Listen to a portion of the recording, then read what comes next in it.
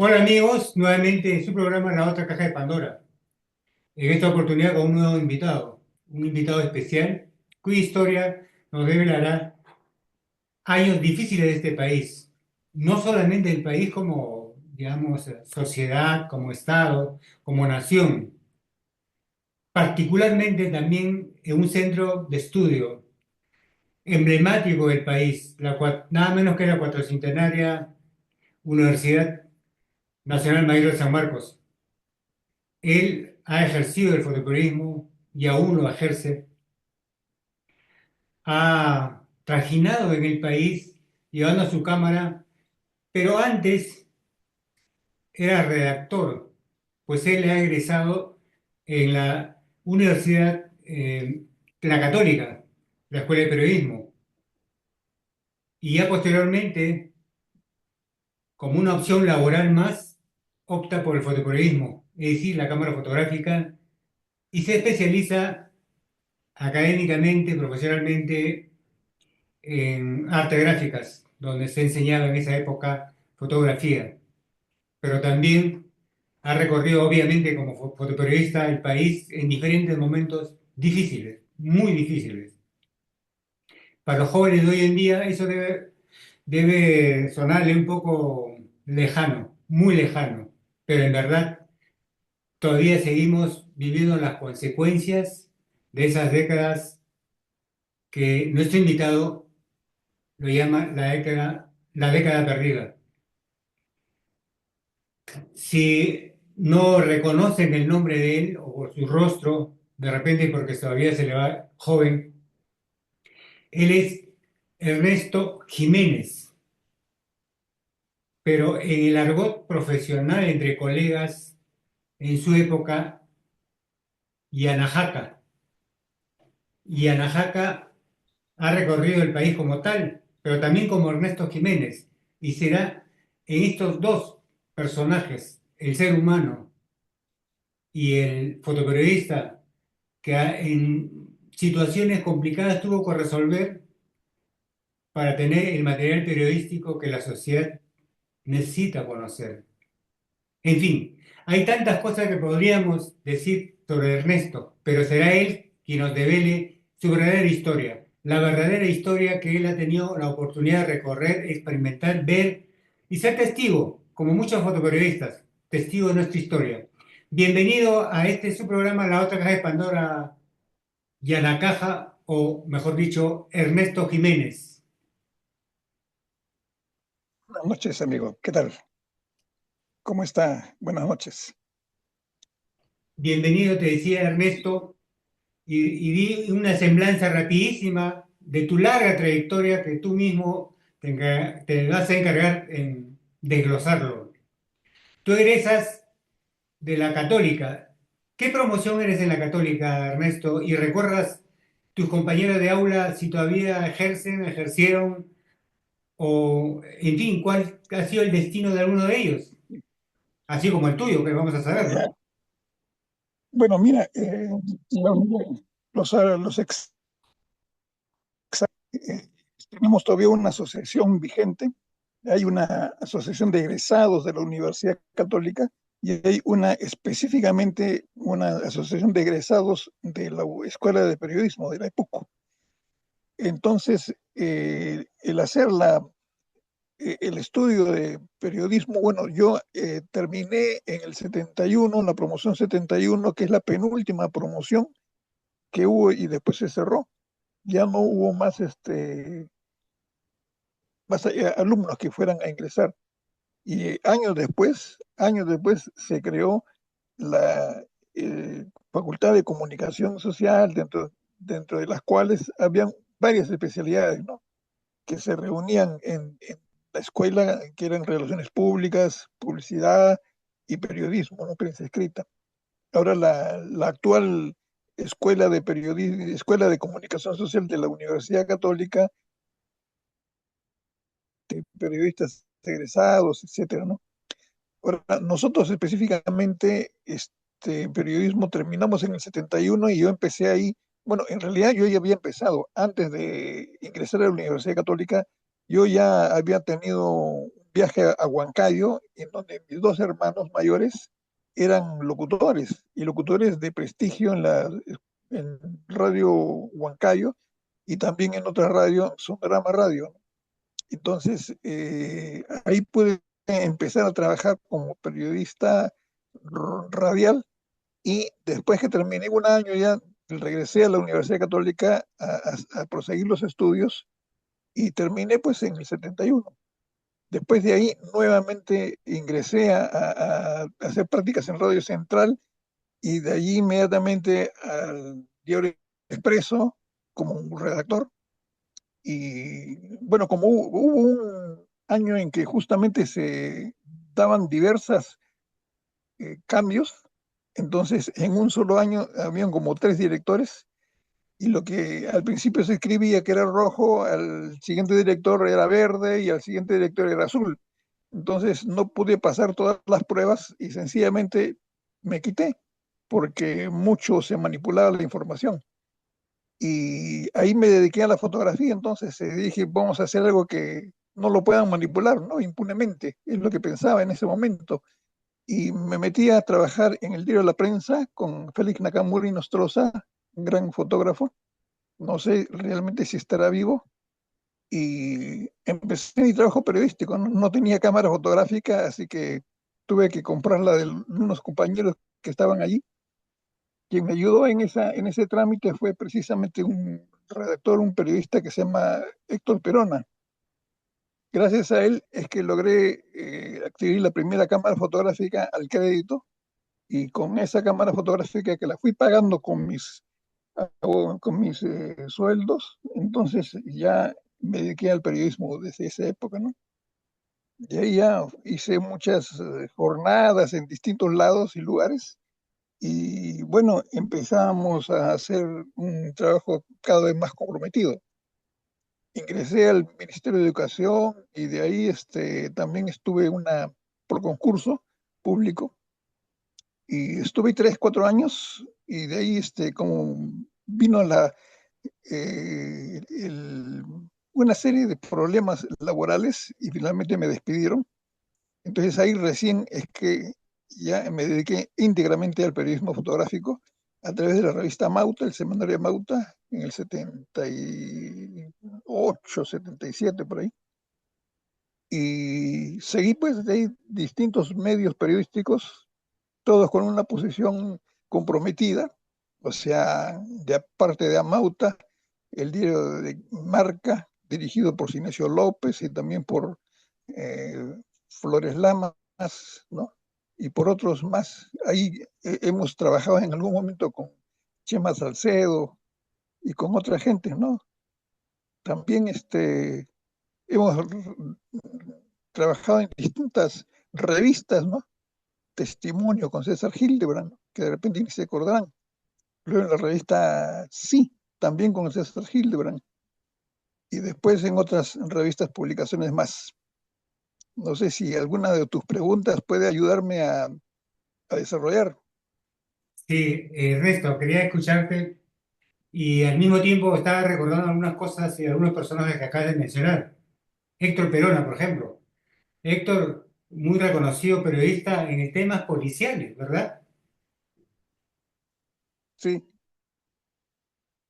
nosotros también en el diario Mauta, si yo no me recuerdo, perdón, en el diario Marca, si es que mal no recuerdo, o en algún semanario que más o menos tenía una posición interesante, y él siempre traía las últimas, ¿no?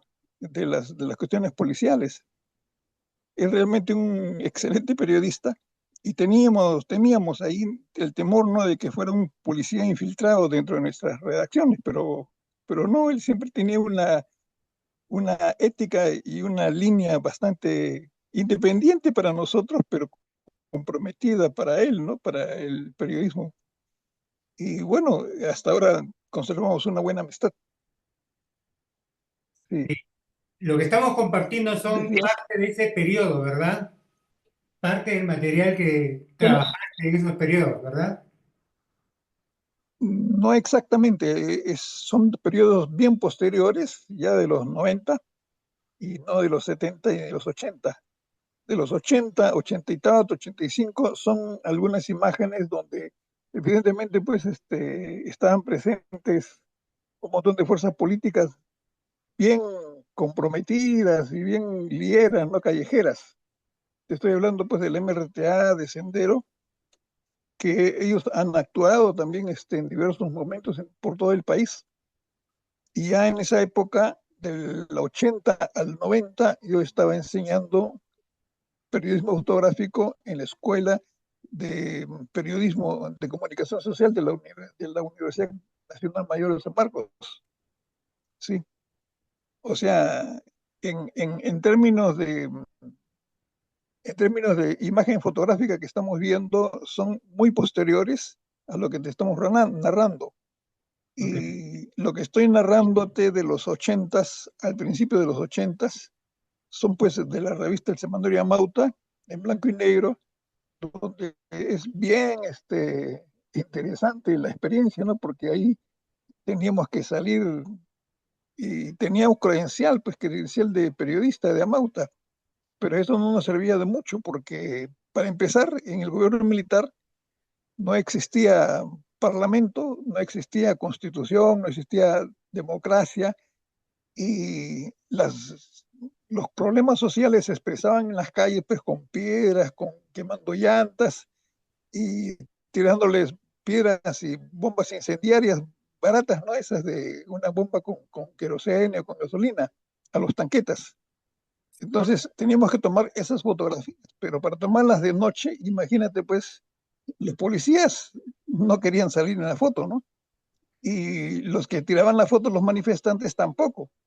Entonces teníamos que ponernos a buena distancia de ambos, con técnicas y con lentes, etcétera, sin flash, por supuesto, y así trabajamos muy soterradamente, ¿no? Y teníamos que, ni bien empezaba el lío, teníamos que correr por delante de cualquiera, ¿no?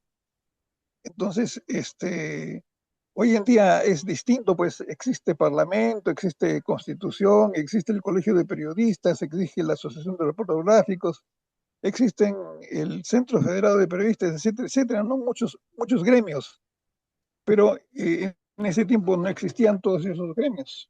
Hay que tener en cuenta eso, ¿no? Ernesto, estamos hablando cuando tú dices que no había todas esas instituciones que conforman o son la base de lo que llamamos convencionalmente sociedad democrática. Estamos hablando en el periodo de gobierno militar. ¿Estás refiriéndote al periodo de Morales Bermúdez? Así es, Morales Bermúdez.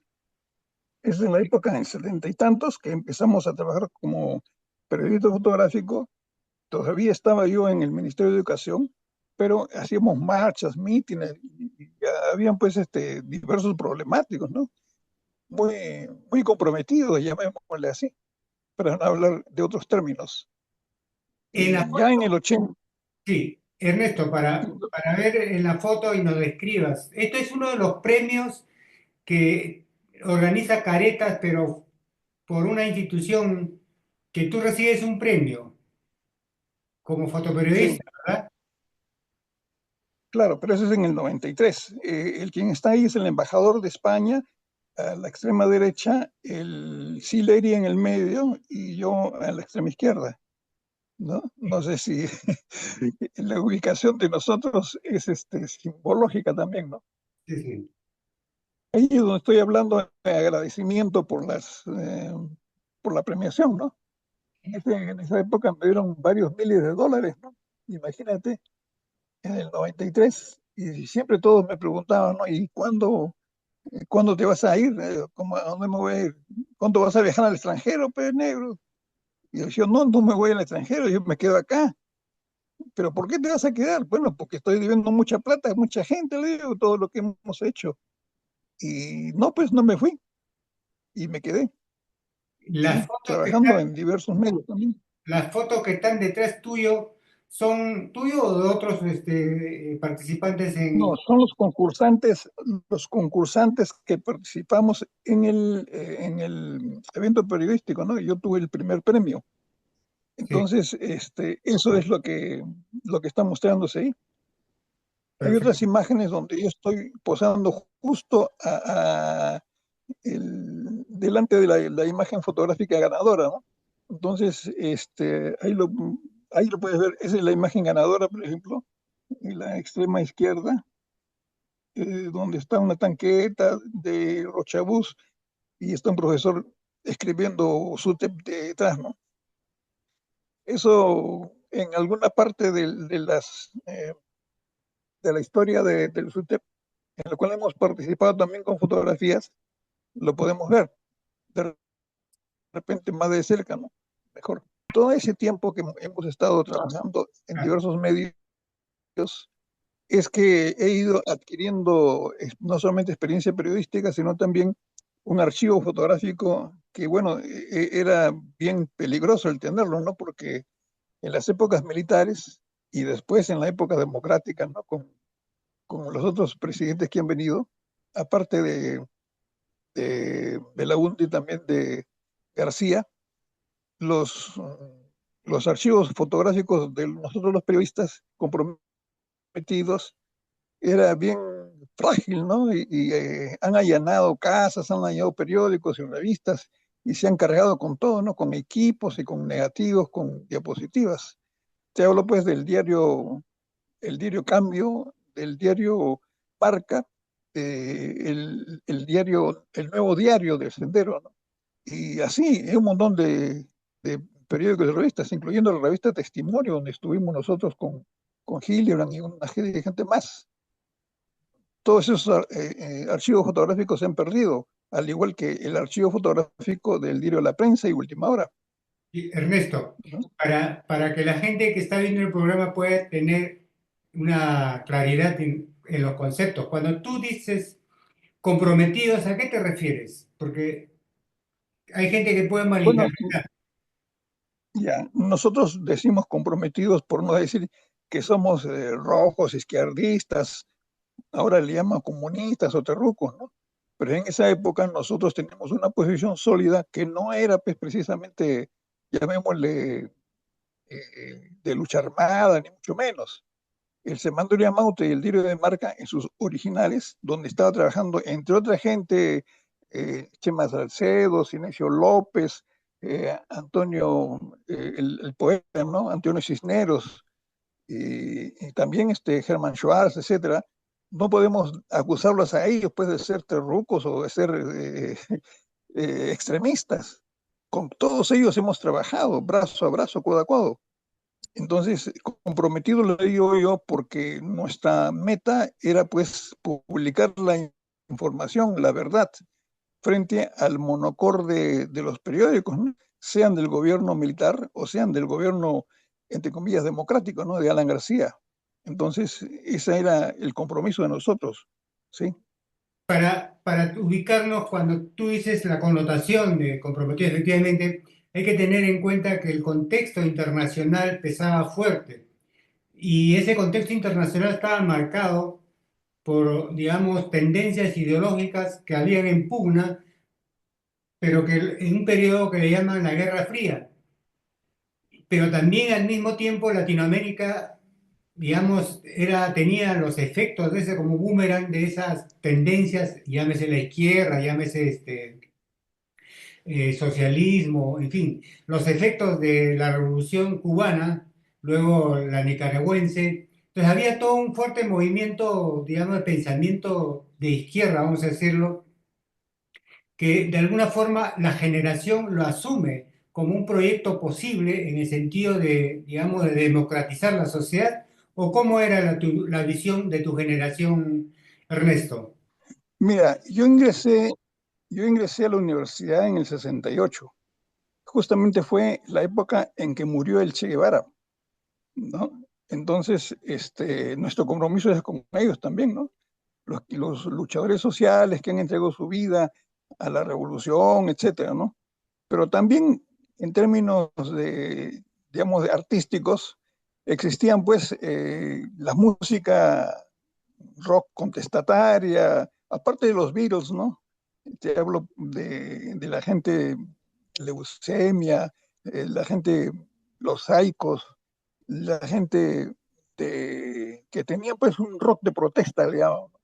Existía una tendencia a lo que se llaman la canción protesta, que eran en diversos, llamémosle, modos, ¿cómo se llama?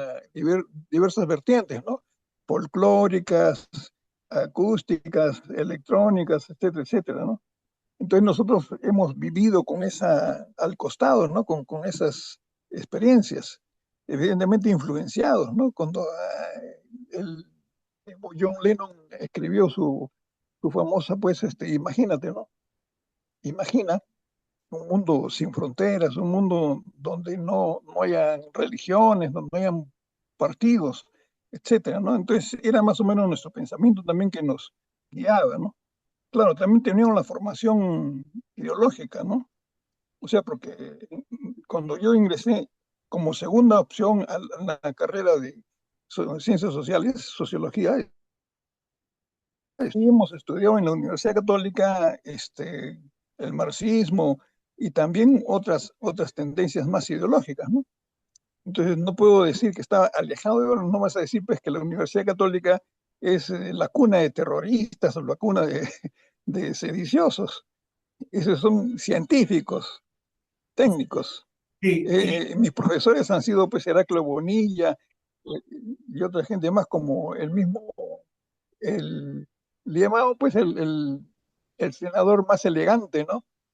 Es no se me ha caído su nombre, pero en Ernesto, fin, hemos tenido de profesores a lo mejor de esa época. Sí, Ernesto, dime. recordarás, o la generación, esa generación produjo bastantes intelectuales, ¿no? Y, que han marcado y Sí, han establecido un derrotero para muchas disciplinas, filosofía, sociología, ¿no? No sé, podemos decir que en ese tiempo ya, obviamente, Matos Mar, por ejemplo, que te deja una huella terrible con su texto investigación, que luego sale como libro de sí. Jorge Popular, que es precisamente el periodo en que ustedes se forman como ciudadanos y luego como estudiantes y luego como profesionales. Digo por un autor, Abraham Sí, Flores Galindo. sí, mira, claro, aparte de él también existía una revista que se llama Sociedad y Política, en donde estaba lo mejor de la intelectualidad, precisamente que no era pues gobernista, ¿no? Entonces estoy hablando de gente seria, ¿no? No de aficionados a la escritura, sino de gente que entregaba su vida a escribir y a investigar. Entonces son ellos los que nos daban a nosotros la línea, ¿no? Entonces hay de por medio una rica nutrición ideológica que nos daba distintas opciones, distintas corrientes, y discutíamos, evidentemente, ¿no? Sobre cuál era la mejor línea. Y evidentemente, al discutir eso, sabíamos nosotros que teníamos que enfrentarnos a Sendero y al MRTA, porque no eran las opciones, lo que nosotros le llamamos la línea correcta, ¿no? No eran las opciones válidas en nuestro universo, ¿no? En nuestra mentalidad. Ernesto, quisiera hablar sobre tu experiencia como docente en aula, en este caso en San Marcos, pero aprovecho también antes como una transición a ese tema. ¿Cuál es tu comparación de esa época que has vivido con la época que ahora todavía lo ves? Hay varios elementos, llamémoslo así. Para empezar, en la época en que yo he vivido, te decía de que no existían los gremios, o al menos no eran tan fuertes como pueden haber sido después. Había pues, colegio de periodistas, se fundó recién, en los 80 creo, si no me equivoco.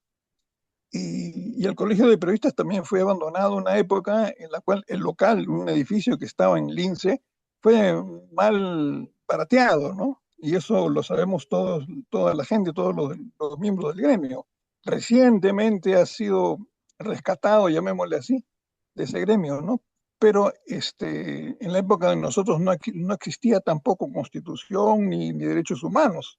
Nosotros cuando nos hemos comprometido con el periodismo fotográfico de oposición, ese es el término también más correcto y más común. El periodista de oposición es distinto a los periodistas oficialistas, ¿no? Trabajar no solamente en diarios peruanos, ¿no? Sino también en diarios que solamente se limitan a mantener el statu quo. Entonces, es esa la diferencia con nosotros. Entonces, estamos nosotros hablando de experiencias en los años 70 y 80, en los cuales pues ser periodista era delito, o era, sí, pues si ser periodista de izquierda ya era un crimen, ¿no? Entonces, por lo tanto, siempre tenemos el problema de compatibilizar nuestras mentalidades con la policía, con las autoridades, etcétera, etcétera, ¿no? Y la costumbre que teníamos en Amauta era de que cada noticia que dábamos nosotros en texto tenía que estar respaldada en foto. Si no había imagen, no había nota. Y si una buena foto, por muy buena que sea, no tenía una buena información, respaldo periodístico, tampoco salía. Entonces, nuestros competidores más próximos eran la revista Caretas, que nuestra posición es distinta, pues no. La revista Caretas lo llamamos revista de derecha y nosotros éramos revista de izquierda. Entonces, hay de por medio bastante diferencia. Otra diferencia de esas épocas es de que en esas épocas los periódicos eran muy monocordes, es decir, no existía prácticamente oposiciones, solamente existía el oficialismo. Te hablo pues de los grandes medios, la prensa, Última Hora, el Comercio, el Diario Correo, el Diario Expreso, etcétera, etcétera. Todos los grandes medios estaban comprometidos con el statu quo. Nada de revoluciones, nada de cambios, nada de cosas, ¿no? Y si bien en los 80 había parlamento, pero es un parlamento aprista, ¿no? Y ese parlamento aprista es bien relativo, que puede haber hecho cosas favorables, ¿no? Te digo, pues, errores que han cometido ellos, ¿no? Y nosotros también, como oposición, como izquierda, habremos cometido otros tipos de errores, ¿no? Pero bueno, todavía no hemos saneado, llamémoslo así, política y ni socialmente todos y cada uno de los errores. El gran error que hemos tenido ha sido destruir izquierda, la izquierda, la Alianza Revolucionaria de la Izquierda, ¿no? El ARI. Yo recuerdo su eslogan que decía, ¿no? Contra la Junta y sus lacayos, Ari Blanco Barrantes Ceballos. O sea, Blanco, Hugo Blanco Galdós, guerrillero cusqueño, ¿no? Eh, Barrantes, Alfonso Barrantes Lingán, abogado, que después fue alcalde de Lima, y Blanco Ceballos, Horacio Ceballos Gámez, que es dirigente del SUTEP, profesor. Imagínate los tres juntos en una sola lista y hasta ahora no sabemos cómo es que se nos pasó pues la pelota delante del arco, ¿no? Y sin meter gol. Entonces, esa es una experiencia que todavía no está saneada del todo en nuestra mentalidad y en nuestros deseos. De lo que antes éramos masas, dirigencias, ahora pues somos pequeños, ni al 5% llegamos, ¿no? Eso. Y quienes se arrogan el título de izquierda pues son tremendos, llamémosle, por así decir, errores humanos, ¿no? Llenos de errores humanos, ¿no? No existe formación en todos los actuales dirigentes llamados de izquierda, ¿no? Y si ese gobierno de Castillo es de izquierda, pucha, Castillo no ha tenido una formación para eso, ni para ser presidente, ni para ser un dirigente, ¿no? Dirigente social. No te hablo de dirigente gremial, ¿no? Un gremio, un casillero del espectro social, ¿no? De un grupo de trabajadores, un grupo de esto, ¿no? Por muy grande que sea, el SUTEP no llega pues ni al billón, ni a los 2 millones, frente a los 38 millones de gente que son, evidentemente, pues que falta experiencia, por decirlo menos. Sí. Este es el programa La Otra Caja de Pandora, conversando con Ernesto Jiménez, que está recordándonos lo que seguramente algunos textos de historia no lo han recogido aún. ¿Por qué? Porque hay mucho material que todavía están inéditas. Y lo que vamos a ver ahora, a partir de esta breve introducción del personaje del fotoperiodista, ahora queremos escuchar al que dio clases de fotoperiodismo en ese periodo tan complicado como Ernesto lo llama, la década perdida. Pero Ernesto, ¿por qué Bueno, llamas la no década lo llamo perdida? yo solamente, sino lo llama un montón de gente. Pero ¿por qué la década perdida para la gente la tenga clarísima? Bueno, en la década del 80, de los años 80, 81, 80, 81, hasta el 89 y 90 inclusive, le llaman la década perdida porque cualquier alumno que iba a hacer una carrera normalmente dura 4 o 5 años, ¿no? Y entonces, con las huelgas, con los paros, con los bloqueos, etcétera, y evidentemente, pues, metido a la cárcel, ¿no? Presos. La carrera se prolongaba durante 6, 7, 8, 9 años, ¿no? Y los dirigentes estudiantiles también de esa época, para ser dirigente de estudiantil, tenían, pues, que de alguna forma repetir el año, porque si no podían salir despedidos y ya no eran dirigentes. Entonces, esos años ha sido lleno de problemas, por decirlo menos, ¿no? Y son 10 años. Las carreras que se hacían en 4 o 5 años duraban, pues, 8, 10, 12 años. Es la década en que tú eres docente en San Marcos, ¿verdad? Del 80 hasta el 90, sí, A partir de esta correcto. presentación estamos viendo parte de ese material. Sí. Te hablo de San Marcos mientras pasas las imágenes. Sí, sí. Te digo, no, ingresé a San Marcos nosotros cuando fueron un grupo de estudiantes de la Escuela de Comunicación Social,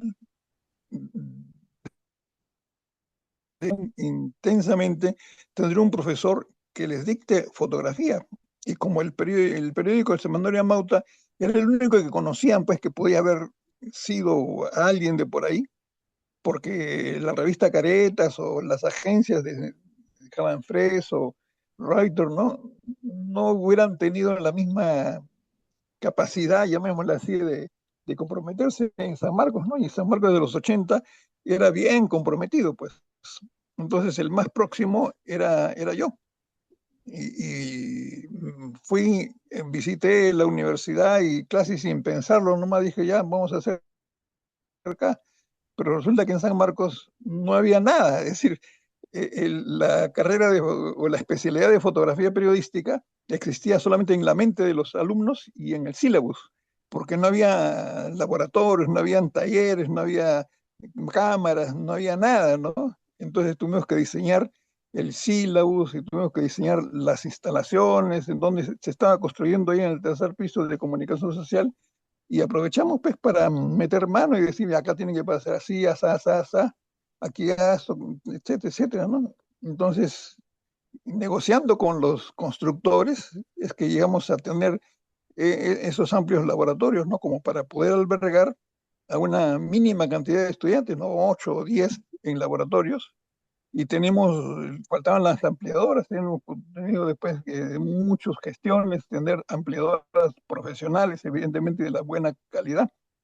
Y con ellos también tenemos el problema en San Marcos, que no todo el mundo, pues, imagínate San Marcos, ¿no? Con esa calidad de gente que tenían o que tienen, no había, pues, gente que pudieran comprar una cámara fina, ¿no? Todos tenían cámaras rusas, Sorky, ¿no? Y cámaras baratas. Y aún así, no las tenían todos, pues unas 50, 60 que eran un salón, eran 10, 15 cámaras, ¿no? Entonces, ¿cómo hacían los otros demás para poder estudiar fotografía periodística si solamente habían 15, 20 cámaras, ¿no? Entonces, se me ocurrió, o se nos ocurrió, el poder compartir una cámara para 3, 4, 5 periodistas o 5 alumnos. Entonces es ahí donde se transaba, ¿no? Claro, el que ponía la cámara, pero ella no tiene que poner los rollos, ¿no? Pues los rollos también tienen su costo. Entonces compraban rollos y los ponían ahí, y cuando iban a hacer las tomas fotográficas, iban en grupos, ¿no? En 3, 4, y así se protegían también. Y eso tomaban y luego se revelaba, y quienes no ponían nada porque no tenían plata, entonces hacían el laboratorio. Además teníamos una norma, ¿no?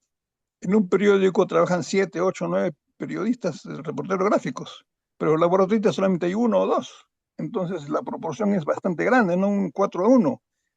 Entonces por eso nosotros decíamos que había que hacer fotografía periodística más destinado al encuadre, a las técnicas, etcétera, y menos destinado al laboratorio, ¿no? Porque el laboratorio ya era un procesamiento ya mucho más, llamémosle así, distinto al hacer las tomas fotográficas, ¿no? En la calle. Entonces, ese mecanismo, ese método de enseñanza y de aprendizaje colectivo, porque también proyectábamos con el proyector que teníamos de la escuela, los negativos directamente, ¿no? Y los veíamos en la pared, así una inmensa pantalla de 5 metros por 3. Entonces todo el mundo, los 50 o 40 alumnos, veían sus méritos y sus errores, pues está desenfocada, está descuadrada, está Ernesto, movida, ¿no? Ernesto, Etcétera, etcétera. Todo el mundo lo decía. Entonces, por lo tanto, sí, sí, Ernesto, solo para dime, te escucho. contextualizar, me estoy imaginando tus horas de clase, pero si sumamos el proceso histórico-social del momento, debo presumir o debo imaginar como una película que por fuera la sociedad había noticias de atentados, habían coches bombas, no sé, derribaban torres, marchas de protesta en la ciudad. Ese era el contexto mientras tú me estás hablando de clases que se dictaban y la forma que trataban de resolver la parte académica en el área de fotografía. Mira, cuando hemos mandado nosotros a hacer las tomas fotográficas, yo me imaginaba ser el jefe de edición, el jefe de edición de una revista, llamémosle seria, una revista social. Entonces, los mandaba a los principiantes a hacer tomas de estructura, de edificios, ¿no? De la propia universidad o de universidades amigas o de universidades conocidas. O sea, ellos iban a tomar fotos a La Molina, a la Universidad de La Molina, ¿no? A la Universidad Católica, a la Universidad de Lima, a la Universidad de mismo San Marcos, ¿no? Entonces habían distintos locales aparte. Existía pues este local de medicina, etcétera, ¿no? Inclusive veterinaria, y la ciudad que es inmensa. Entonces, el hacer las primeras tomas fotográficas de cosas que no se mueven era el primer paso, el primer nivel. Después, un segundo nivel ya era en tomar a personajes, ¿no? A personas, y que eran pues los vendedores ambulantes o llamémosle, los trabajadores de la calle, ¿no? De limpieza o lustrabotas, etcétera, etcétera, ¿no? Ya, ¿cómo lo iban a tomar? Nosotros le damos las indicaciones. Claro, claro. Nosotros poníamos, yo redactaba ahí el cuadro de comisiones, o sea, qué fotos son las que deberían de traer cada uno de los alumnos. Suponte, se le daba, pues, recuerdo vagamente, ¿no? Se le daba ya la comisión en la playa. Entonces la playa era pues seguir a las familias en la salida o en la llegada, en la misma acto de comer en la playa, que tenían su olla de tallarines rojos, ¿no? O su sopa, lo que decía la música esta de un rock, ¿no? Eh, ceviche en bolsa y sopa en botellón.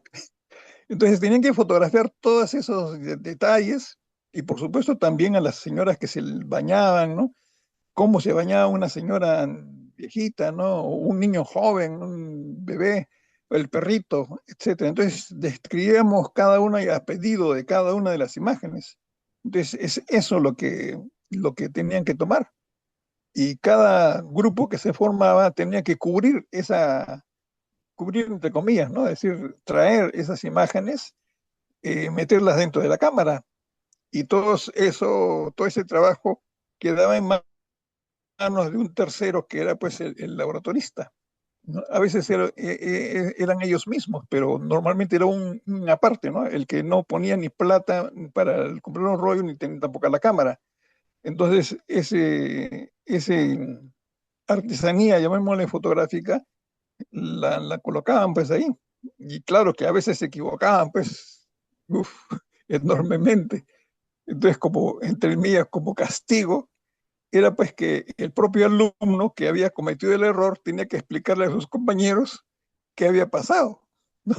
Y eso era terrible, tragicómico, porque uno no se veía pues cómo iba a hacerlo, ¿no?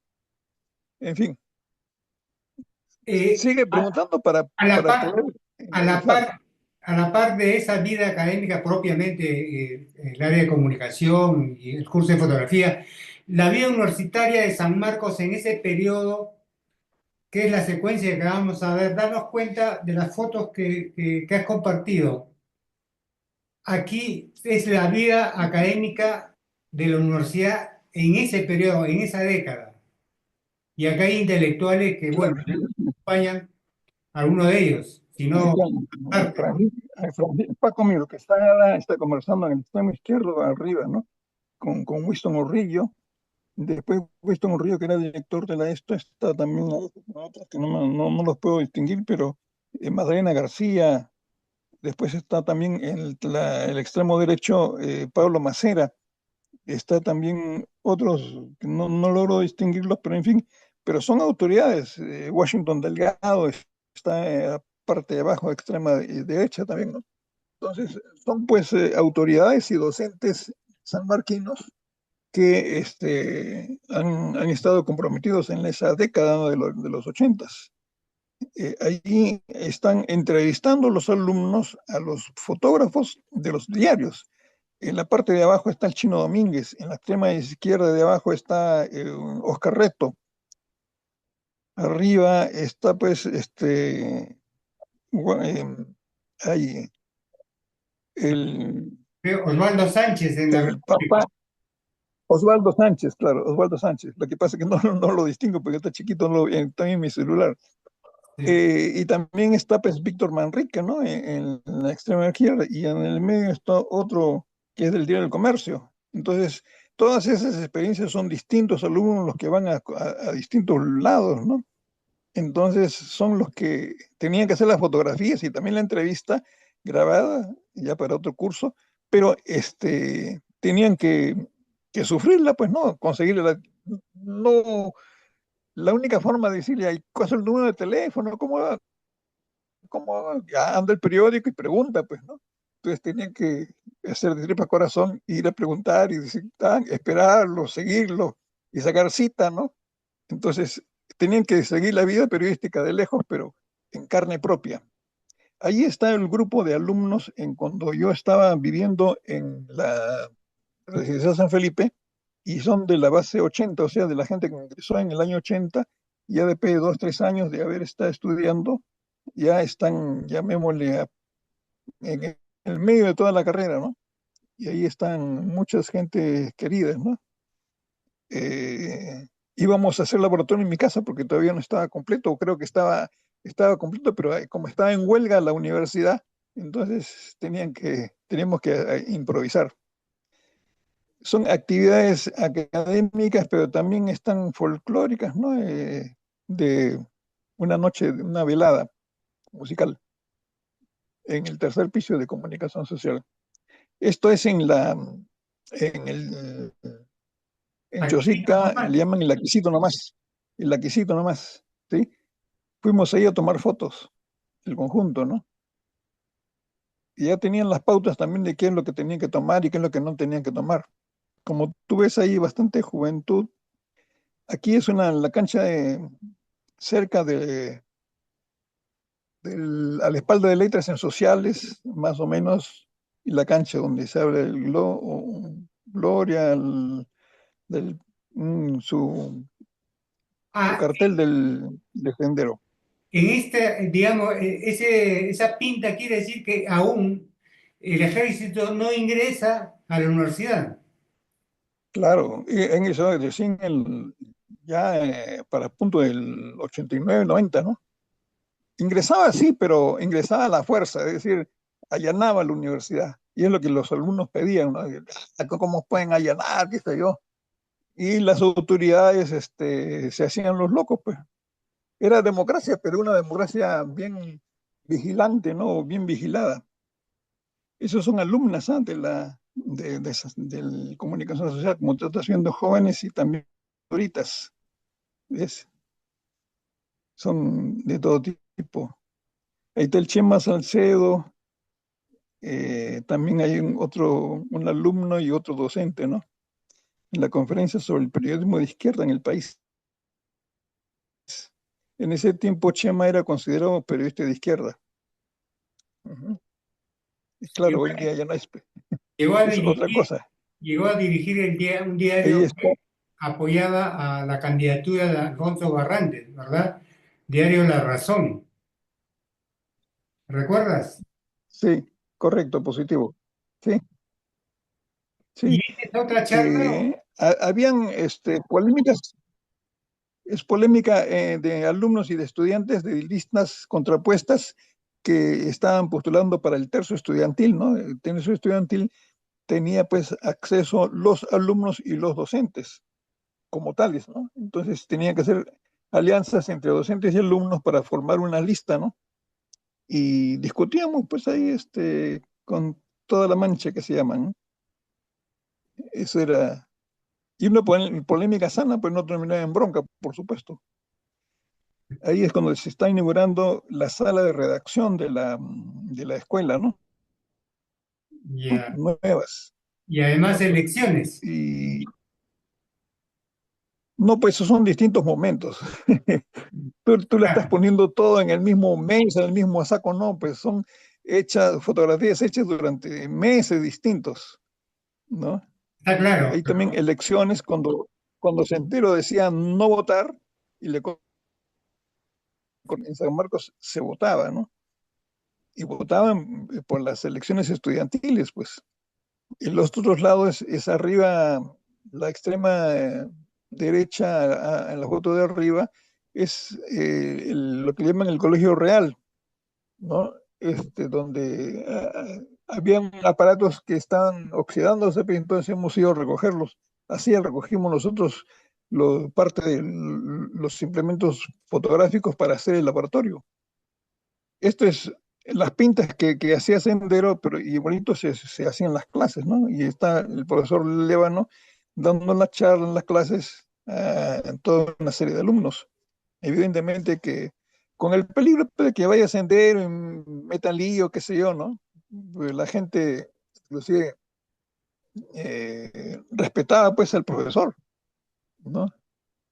Y eso era un gran apoyo, ¿no? Moral, porque inclusive el propio Lévano llevó a su casa a los alumnos para que estudien, ¿no? Para que asistan a las clases. Es una cosa así, yo también lo hice, ¿no? Llevé a mi casa a los alumnos, no a todos, sino por grupos, para que hagan laboratorio, cuando estaba viviendo yo en San Felipe, en Residencia San Felipe, ¿no? De Jesús María. Ahí está Paco Miro Quesada, uno de los Miro Quesada, ¿no? no, acá dice en tu Y nota, está con Winston hijo, Morrillo. hijo de Mariátegui, con Winston Morrillo. Winston era director, Claro, María, el hijo dire- era director de la facultad, profesor. profesor. Profesor invitado, Ya. sí. Claro que no todos los hijos de Mariátegui han tenido una posición coherente, ¿no? El nieto, imagínate cómo ha salido, Aldo, Tranquilo. Acá Alditus. esta es una manifestación muy pacífica para las manifestaciones de las últimas décadas. Bueno, eso es lo que se llama una toma local. Y la toma local era para poder hacer funcionar el estudio de televisión, el sede de televisión, ¿no? Y tenían algunas cosas, tenían las cámaras, como estás viendo, tenían algunos monitores, etcétera, ¿no? Pero faltaba la decisión, faltaba el deseo de, bueno, poner en movimiento ese deseo, ¿no? Y se oponían por distintas razones, ¿no? Económicas, técnicas y también sociales, ¿no? En el sentido de que temían mucho de que fueran saqueadas por Sendero o por los MRTA, ¿no? En ese punto se podría decir que tenía razón, pero no tanta como para poder evitar que los alumnos hagan esa toma y reclamen pues por que se den las clases realmente. Este es, Este es el gimnasio de la Ciudad Universitaria de San Marcos, ok. el gimnasio de San Marcos en la ciudad, sí. Digamos acá, Estas son fiestas y también representaciones. Para mí la foto más interesante son dos, la que están en la extrema derecha abajo, donde los alumnos están haciendo, están participando de una charla, una actividad cultural, y como no hay sillas, pues se sientan en el suelo, ¿no? Es así. Los tuve que tomar con flash, a sabiendas de que se iban a dar cuenta, pero no había más que una opción. Son alumnas, alumnas y alumnos.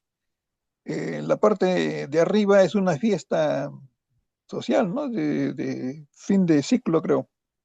La del medio es un artista eh, muy famoso, ¿no? Que es este poeta también, que ha Wilson interpretado a Valdivia, César Vallejo en Wilson Hudson Valdivia, Valdivia, claro. ¿no? Sí, Wilson, Hudson Valdivia, correcto. Que lo llevamos allá, bueno, no lo llevamos, no, sino una alumna que lo convenció al profesor, a Hudson, que vaya.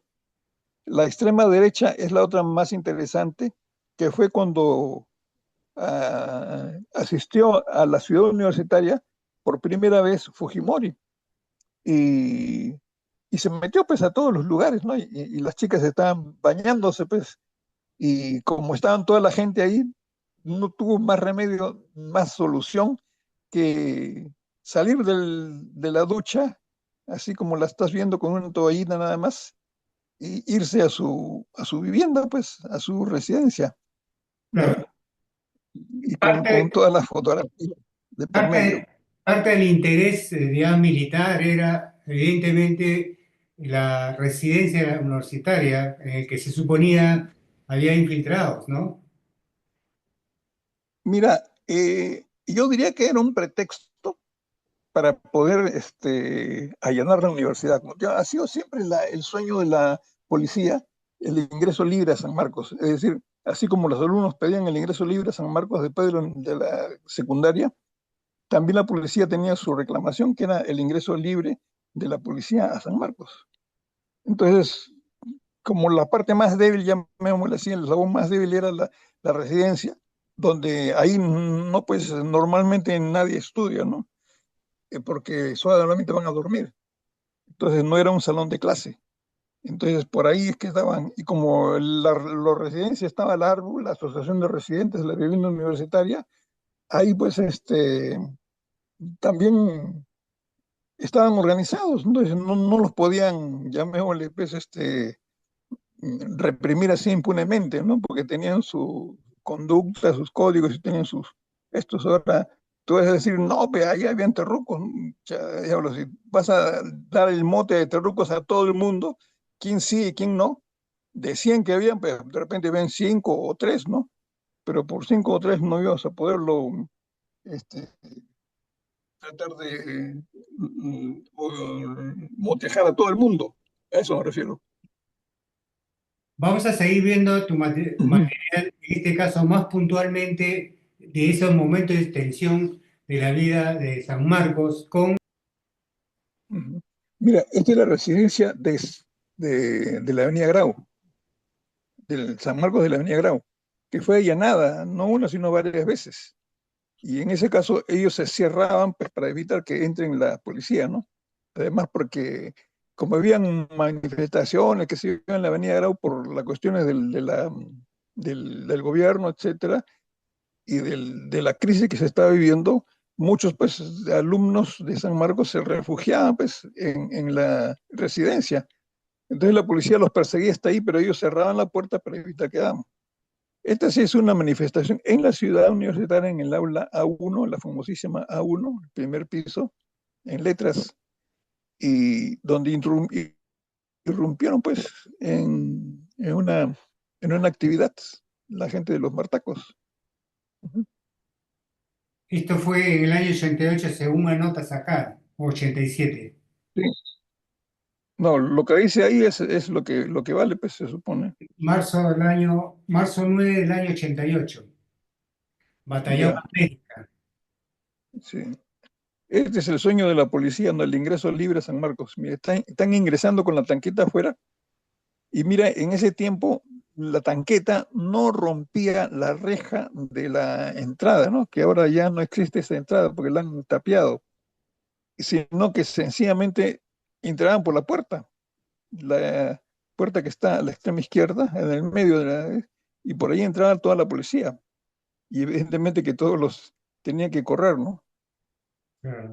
Es- las pintas estaban ahí, pero las pintas están en tiempo. No se puede decir que el que está corriendo, qué sé yo, es el MRTA. Esta es una parte de las broncas que hubieron en esa época, ¿no? Y las broncas políticas, evidentemente, de las distintas facciones de izquierda. La única facción de derecha, llamémosle así, era el APRA, ¿no? Esta es una toma también de microbuses. Claro, van a decir que es dirigida por Sendero, que sea. Entonces ellos se paraban, se cuadraban ahí delante y con piedras los obligan a entrar, a ingresar al campus universitario con la reja abierta. Ujú. Acá Ellos pintaban ahí dentro. el tema de protesta o la queja era por pasaje o qué. No solamente por pasaje universitario, ¿no? Sino también por el horario y por los días de atención. Y además porque no todos hacían la ruta completa. Decían hasta la mitad de esto y los hacían bajar y después a la escuadra siguiente les cobraban de nuevo, ¿no? Entonces era una bien especial. Esta es una de las famosas guerritas de San Marcos, ¿no? En donde arrojan o devuelven las bombas lacrimógenas a la policía. Y esas son las bombas lacrimógenas que han tirado, pues, la policía, ¿no? No vas a decir que los alumnos tenían bombas lacrimógenas, pues. Evidentemente que es contradictorio. Esta es una manifestación de los senderistas en el Día de la Diversidad, creo que junio, sí, pues 14 de junio del 87. Ujú. A ellos y se los cargó, ¿no? Y aquí están Este, con estos, mascarillas, cubiertas el rostro. Es, claro, son los martacos. Los de arriba son los martacos y los de abajo son los de sendero. ay, ay, ay. Ujú. Y los otros son alumnos. Los que están ahí estos son alumnos que son izquierdistas, pero han tomado el local justamente por una serie, un petitorio que tienen en la pizarra, está ahí el petitorio, ¿no? De carácter académico, económico. Esta es una de las tantas manifestaciones de izquierda, ¿no? De Patria Roja, ujú, que tenía que hacer alianza con otras fuerzas, ¿no? Para poder hacer su meeting. Ahí está Javier Descanseco junto con otras gentes más, todo de izquierda, ¿no? Ahora, claro, hay Patria Roja, hay el PUM, está etcétera, etcétera, ¿no? Hay diversas fuerzas políticas. Y, No lue- sé si el PUM se había fundado ya en esa época, y luego, pero Javier Descanseco pues tiene una conducta bien intachable. claro, Y posteriormente, literalmente hicieron el PUM. posteriormente el PUM, o sea, no ha sido en la década del 80, sino me parece que en el 90 ya, a Claro, principios del 90. ajá. Claro, Breña Ujú. Pantoja está atrás, ¿verdad? Bastante joven, ¿no? ¿Perdón? Digo, Breña Pantoja Rolando Breña le decimos cuarto y pollo. la base de Patria Roja Unir, ¿no? Sigue, ¿no? Creo que militando ahí, ¿no? Sí, sí, sí. Para los que no saben un poco de historia, bueno, ellos Sí, han unir sido ya conoces. congresistas, ¿no? Tanto Sí, Breña Pantoja como Díez Canseco, Javier Díez Canseco, ¿no? así es. Ah, que lo votaron del Congreso también a Díaz Canseco y después de que se murió, el juicio que les habían metido lo tuvieron que reponer ya después de muerto, Sí, sí, sí. ¿no? Por eso todos los diputados que votaron en contra de Díaz Canseco, o sea, a favor de la moción de censura de Díaz Canseco, no fueron permitidos de ingresar al velorio, pues, ¿no? con Concha todavía hasta le llevaban aparatos florales que no lo recibieron. En fin, estas son manifestaciones políticas, ¿no? Dentro de la universidad, de las distintas fuerzas políticas, como usted está viendo en Izquierda Unida, Democracia de Bases, etcétera, etcétera, ¿no? Cuando dices fuerzas políticas internas, estás hablando de, digamos, se incluye también ahí, digamos, si no abiertamente o encubiertamente las fuerzas o simpatizantes de Sendero y de MRTA. Eran precisamente el Sendero y MRTA eran fuerzas opuestas a toda la democracia que existía ahí, ¿no? O sea, una asamblea donde habían pues, los miembros identificados que tienen que ser docentes o tienen que ser alumnos, etcétera, y que tengan un promedio, ¿no? Un tercio superior para poder ser dirigentes. Y los senderistas, como los martacos, no tenían esas cualidades, llamémoslas académicas, por lo tanto no podían ser delegados ni dirigentes. Entonces eran enemigos de esas fuerzas políticas, ¿no? Por eso nosotros llamamos las fuerzas políticas democráticas, los otros no. Esta está la marcha de los tres estamentos, ¿sí? Trabajadores, docentes y estudiantes. Ahí está el rector de la universidad, ¿no? Aquí se lo ve un poco más de cerquita, ya estás pasando muy rápido, ¿no? Sí, al Ahí último, está al que lo poeta Antonio Cornejo Polar. Polar y Javier Guíñez, ¿o me El equivoco? otro lingüista también, que es el esposo de Ruth Chávez. No, no, no, Rolando Ames está en la Rolando, derecha, ¿no? El Rolando, peladito con sí, anteojos, ¿ya? Y el que está en el medio, que se le ve en medio, flaco, con su medallita de docente, ajá. es el que fue esposo de Ruth Chávez, Ah, fíjate. ¿no?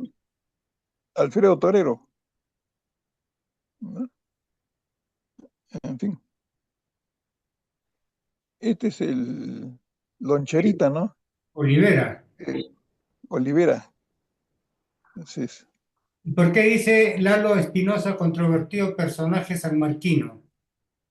Bueno, porque él era teóricamente un trabajador de seguridad, pero que fue acusado muchas veces por múltiples docentes, por múltiples alumnos sobre todo, de haber sido golpeados, haber sido insultados, qué sé yo, ¿no? Entonces es controvertido porque era bien temido, ¿no? Bien temido.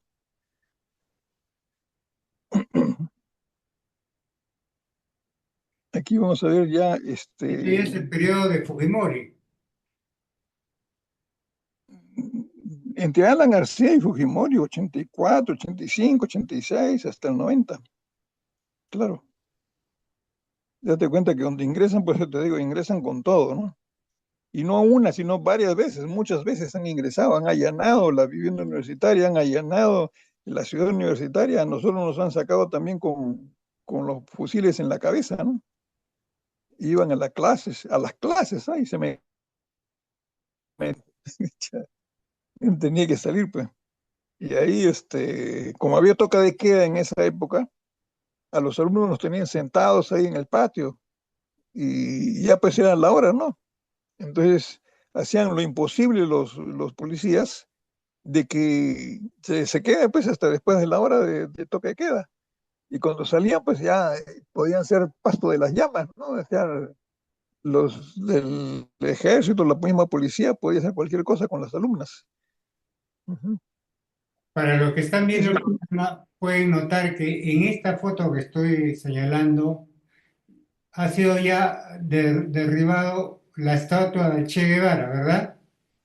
claro, en una de las tantas incursiones fue derribada sistemáticamente, o sea, al principio iban y le metían con vasos o patadas, ¿no? O con el fusil, hasta que finalmente la tumbaron totalmente, ¿no?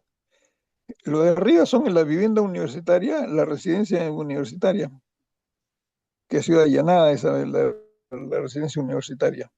Estas son una secuencia que hice yo cuando los policías estaban en el parque universitario y comenzaron a tomar a querer apuntar, ¿no?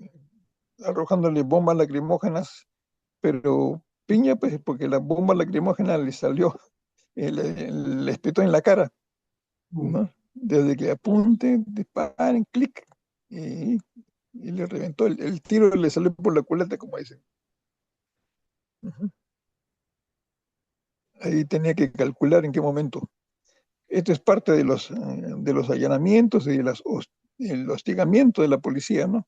esa es la Se tiran Facultad de Medicina, que está en Grau, o es otro sí, lugar. de Avenida Grau, claro. Arriba, en la extrema izquierda de arriba, está viendo tú a reportera gráficas también, Antonita Gamarra, su hija, China. eh,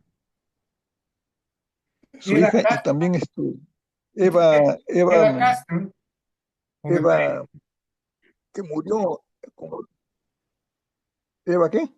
Eva Eva Castro, Castro, ¿no?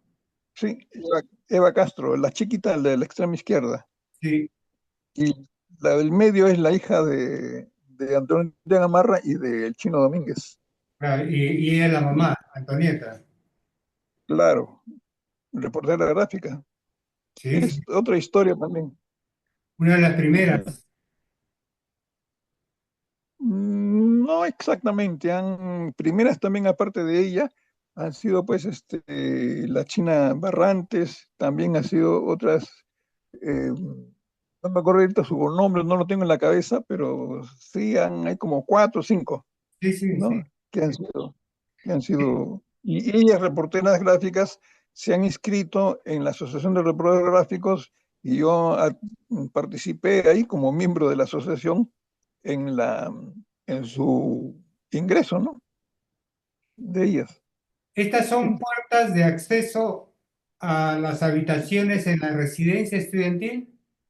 Así es, en San Marcos, en la ciudad universitaria. Como tú estás viendo, las han roto a patadas, ¿no? Y la otra es la Avenida Grau, la de abajo, ¿no? La extrema derecha, es la Facultad de Medicina, ¿no? Cuando ya el ejército en el 90, cuando ingresó a la ciudad ya con todo y comenzó a hacer pues su, mm, llamémosle así, limpieza marcial, ¿no? Tratando a la universidad como si fuera un cuartel. Imagínate, todo eso lo han borrado, ¿eh? Todo lo que estás viendo ahí, en fin. Ahora es decir, no, que la libertad, que sea, esa es una de las comicios, o sea, comicios electorales de la universidad que están dadas por el ejército, ¿no? Esto también es otra de las limpiezas de las pintas que había en San Marcos. Ujú. Mira cómo dice Fujishok, que están escribiendo en ese momento, y le pusieron Fujishou, cuando fue Fujimori y visitó ahí la ciudad, qué sé yo, pero no hizo nada en el sentido de que eso que está la extrema derecha abajo es el baño, los baños, y no tenían water, no tenían duchas, no tenían nada, y siguió así, después que él salió, siguió así años. No sé si ahora los habrán puesto, me imagino que sí, ¿no? Pero en fin. Yo sé que en estos días tú has estado, en verdad, en una situación complicada en términos de salud y estás en un, digamos, en un tratamiento que requiere, sin duda, financiación. Y has estado buscando que financiar esos tratamientos. Cuéntanos algo de eso, Ernesto. Bueno, este año, a principios de año, empecé a sentirme mal, no podía caminar, tenía los pies hinchados, una serie de cosas. Después de 3 meses, me dieron eh, estuve un mes en el hospital, Hipólito Unanue de Bravo Chico, y después de salir de ahí que no podía ni caminar, o sea, tenía que usar silla de ruedas, eh, me detectaron o me diagnosticaron ya con una resonancia magnética que yo tenía el síndrome de Guillain-Barré. que es el mismo síndrome que ha tenido la compañera Mocha García Naranjo. Y la diferencia es cuando tenía menos edad que yo, ¿no? Y la otra cosita es que yo tengo menos recursos que la compañera Mocha, porque la compañera viajó hasta Cuba y yo no puedo ni viajar de aquí hasta Lima, ¿no? De donde estoy viviendo en Huaycán. Entonces, empecé mi tratamiento, imagínate, en agosto, septiembre, ¿no? Y me recetaron, entre otras cosas, terapias, pero las terapias en el Hipólito Unanue tenía que sacarlas con 3 meses de anticipación. Y esos 3 meses, ¿qué significaban? Pues septiembre, octubre y noviembre. Entonces, esos meses los he tenido que buscar como hacer lugar y empezar a hacer terapias en una clínica privada naturista, menos mal que hay en Huaycán. Y con ello después dosis leves de electroshock con algunas, ¿cómo le llaman? Pomadas y también masajes, y después terminaban con acupuntura. Todo está Todo, en el mismo ambiente, en distintos, claro. claro. Entonces, Ernesto, para hacer Ernesto, eso, pero sí, en todo este proceso obviamente se requiere fondos y tú estás tratando de autofinanciar a pesar de la situación con la venta de tu material fotográfico que estamos viendo ahorita, ¿verdad? sí, sí, sí, sí, es esa y hay otras más, evidentemente. No, no sé si tú puedes poner alguna de las muestras. He seleccionado varias imágenes que están, no, no son totalmente estas exactamente, pero sí hay otras imágenes que estoy ahorita vendiendo ampliaciones de mínimo de 30 por 40, 60 por 80, 60 por 90, y algunas que son panorámicas son de 1,20 m, ¿no? Por 60. En fin, pero son imágenes. Se puede buscar en el archivo las que están en panel, ¿no? Están en Panó. Esas son las que están con seguridad, las que están listas para ser ampliadas, enmarcadas o puestas para hacer la venta, ¿no? La venta Ernesto, simbólica, la venta, eh, la digamos, comprometida. claro, Sí, Ernesto, dime literalmente los fondos que necesitas te estás provisionando a partir de digamos, de la venta de de estas fotos. Pero los que quieren apoyarte, ¿cómo pueden hacerlo? bueno, yo tengo una página en el Facebook, tengo también WhatsApp, las garantías de esto, yo los puedo mandar, evidentemente, puedo vender tanto una ampliación en papel fotográfico, mínimo de 30 por 40, que es el tamaño que están viendo en los cuadros de ganadores de la premiación, ¿no? Hasta Ajá. más grandes, ¿no? Hasta el tamaño de todo el cuadro completo, hasta más grande de eso, ¿no? El doble.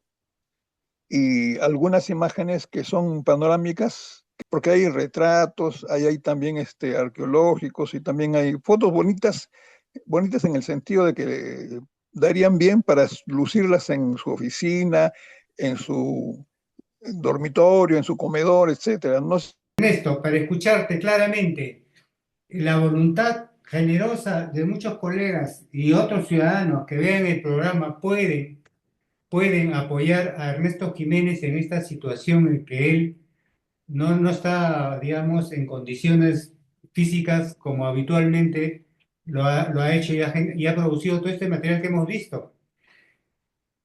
Y se pueden dirigir a los números que ven en la pantalla, que ven en su WhatsApp, su número de cuenta y tanto como Yape como su cuenta bancaria en el que puedan hacer los depósitos, los envíos, en fin. De lo que estaremos no solamente agradecidos, sino también invocar a los que están viendo el programa, compartan este material para que Ernesto pueda encontrar los recursos necesarios para sobrellevar la enfermedad que él mismo nos cuenta y que sin duda no solamente daña la calidad de vida, pero no ha dañado su entusiasmo de seguir luchando con lo que él mejor sabe hacer. Antes con la cámara corriendo, hoy en día comentando y mostrándolo y poniéndolo al alcance de los interesados y de los que lo desean como un signo o como un, digamos, con una voluntad de apoyar a nuestro colega Ernesto Jiménez. Esto desde su programa La Otra Caja de Pandora. Con el mejor deseo, Ernesto, te agradezco la sencillez y la voluntad que has tenido en compartir tu material. Sí, agradezco bastante, Juan, tu amabilidad de poder permitirme estos minutos breves con el público y agradecería que quienes han visto esas imágenes fotográficas, no son todas, se ve producido y un poco más tiene todavía Juan en su poder, em, poderlas mostrar, ¿no? Puedo decir que soy uno de los pocos reporteros gráficos, fotógrafos, periodistas que ha logrado tener un archivo íntegro o casi íntegro, porque he perdido muchas imágenes, evidentemente, en toda mi vida periodística, y ponerlas en circulación, porque he calculado más o menos en 50.000 o 60.000 imágenes que tengo, de las cuales publicadas habrán pues 1.000 o 1.500, ¿no? De todas maneras, por muy selectiva que sea la muestra, siempre hay miles de imágenes que hemos visto ahora, esta noche, están inéditas, no todas han sido publicadas. Y entonces, preservar el archivo de que he trabajado ha sido una tarea, una de las tareas que tengo, ¿no? Hoy estoy haciendo otras tareas que son editar libros, que estoy pendiente de hacerlo y buscando apoyo también, pero eso lo he dejado suspendido por la enfermedad que tengo este año, ¿no? Ya son más de medio año que estoy caminando en silla de ruedas y que no puedo salir de mi casa que vive en Huaycán. Entonces he pensado de que lo más práctico, pese a la ayuda de muchos amigos y a exalumnos, ¿no? Que me han aportado, se han portado muy bien conmigo, pero no puede estar pues todos los meses pidiéndole limosnas, ¿no? Entonces he visto que lo más práctico es hacer una muestra fotográfica, venta, exposición, venta, con las imágenes que ustedes están viendo o podrán ver a través de la gentileza de Juan. Y ahí el teléfono está ahí, y el WhatsApp también, el enlace está en la pantalla o estará en la pantalla, y también el Facebook, ¿no? El Facebook también hay una página que está con mi nombre, Yana Jaca Ernesto Jiménez, Yana Jaca, ¿no? Y pueden ver ahí el tipo de imágenes que tengo. Ojalá que pueda recibir el apoyo ahora para estos días, ¿no? Porque hace un mes que he dejado de hacer las terapias aquí en Huaycán por falta de plata, ¿no? Y cada día que pasa veo pues se complica mi vida. 35 años y no sé si voy a durar 10 o 15 años más, no creo. Entonces, antes de eso, yo pienso que debería yo de disponer de ese acervo fotográfico en manos del público. Les agradezco bastante todo el esfuerzo. Gracias. Ernesto, pregunto, los tips que tú antes manejabas cuando empezaste, en estos tiempos, ¿cuánto ha cambiado esos tips? ¿O no ha cambiado nada? No, sí han cambiado algunas cosas, han cambiado bastante, ¿no? Pero el tip es que siempre le hemos dicho, lo más importante de la fotografía es lo que está detrás de la cámara. En las mesas de redacción, en las horas de cierre, lo que se escogen, no se escogen cámaras ni fotógrafos, se escogen fotos. Y no interesa con qué cámara, con qué técnica, ni con qué velocidad le puso, ni con qué lente le tomó. El asunto es que está la imagen ahí. Es esa la vertiente que deberíamos de tener. Y hoy en día, a diferencia de antes, que faltaban cámaras y sobraban estudiantes de fotografía, hoy en día con los celulares, etcétera, que tienes cualquier cantidad de personas que toman fotos y tienen con cámaras digitales que son muy superiores a las que hemos usado a los inicios, ¿no? Entonces, la fotografía se ha expandido así, no por la cantidad de fotos que hayan, sino por la cantidad de fotógrafos aficionados que son los que están por ahí. Ujú. ¿Qué, qué Esa es una de recomend- las cosas que ha cambiado. qué recomendarías Primero que, además de tener la cámara, qué más debe tener un potencial fotógrafo? bueno, en principio lo que llaman el ojo fotográfico, es decir, que mentalmente se mentalicen a hacer un curso de fotografía o a seguir un curso de arte, de estética fotográfica y puedan encuadrar mejor sus cosas, ¿no? He visto tantas videos y tantas fotos que son un desastre en términos técnicos, artísticos, ¿no? De fotografía. Entonces tiene que ver el mensaje, qué cosa es, para qué está tomando fotografías, ¿no? ¿Qué es lo que quieres mostrar? Tiene que tener bien en claro eso antes de hacer un clic, antes de sacar la cámara siquiera o antes de sacar el celular. Pero Deberían tener claro qué cosa es lo que quieren hacer. Pero un joven te puede decir, Sí, bueno, esa es una sugerencia de tiempos analógicos. Hoy estamos en los tiempos digitales, donde no todo es, digamos, una representación, digamos, convencional en el sentido de analogías, ¿no? ¿Qué no. dirías ante eso? Mira, cuando te hablo del arte fotográfico, no te estoy hablando solamente del arte de las diapositivas o de las películas, ¿no? Te estoy hablando también de las cámaras digitales. El arte fotográfico se expresa a través de la tecnología de la luz. Y si nosotros no tenemos esa capacidad de poder captar lo que vemos, o sea, la Kodak decía, ¿no? Si, la, si el ojo lo ve, la cámara lo registra. Hoy en día eso es mucho más real que hace 20, 30 años, ¿no? Que nosotros tenemos que tomar fotos sin flash, de noche y corriendo. Entonces, hoy en día eso sí es posible. Entonces, las recomendaciones que estoy dándote o dando a la gente no son pues solamente para cámaras convencionales de películas, ¿no? Sino para cámaras digitales. Tienen que tener bien claro qué cosa es lo que quieren tomar, qué es lo que quieren demostrar con la imagen, qué es lo que quieren decir, qué es lo que quieren, entre comillas, denunciar o qué cosa es lo que quisieran hacer.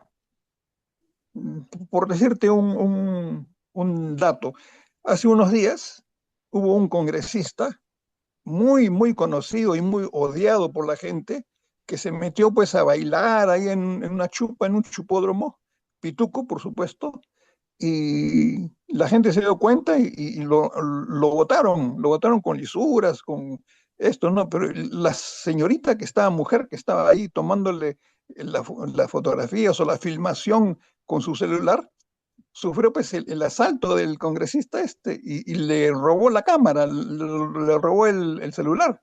Y la gente saltaba y decía, qué sé yo, y eso nos enteramos no porque nos hayan dicho, sino porque está registrado, está filmado y está fotografiado también, porque si la cámara, si el celular filma, también pues puede tomar fotos.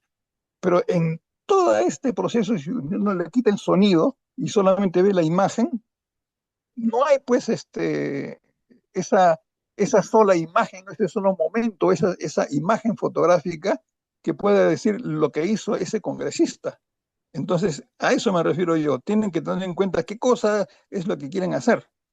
Igual así como hoy en día tenemos dos fiscales, mujeres, las dos, una presa por haber robado una mochila en el aeropuerto internacional y la otra por haber sido la cómplice de un gran artista, ¿no?